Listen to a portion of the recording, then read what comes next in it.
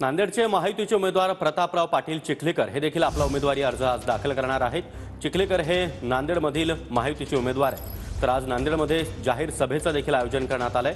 या सभेला भाजपचे वरिष्ठ नेते हजेरी लावणार आहेत। याचा आढावा घेतला आमच्या प्रतिनिधींनी, पाहूया। महायुतीचे उमेदवार प्रताप पाटील चिखलीकर हे आज त्यांचा उमेदवारी अर्ज दाखल करणार आहे। त्यानंतर नांदेड शहरामध्ये हिंगोली गेट परिसरामध्ये भाजपाच्या वतीने भव्य अशा जाहीर सभेचं आयोजन करण्यात आलेलं आहे। या सभेसाठी जिल्ह्यातून हजारो कार्यकर्ते येण्याची शक्यता आहे। या सभेला महाराष्ट्राचे उपमुख्यमंत्री देवेंद्र फडणवीस, चंद्रशेखर बावनकुळे, त्याचबरोबर रावसाहेब दानवे, भागवत कराड, त्यानंतर अशोक चव्हाण यांची उपस्थिती राहणार आहे।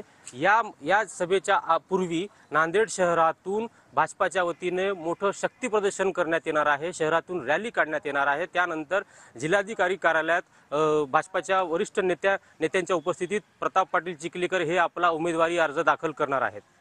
यशपाल भोसले, TV9 मराठी, नांदेड।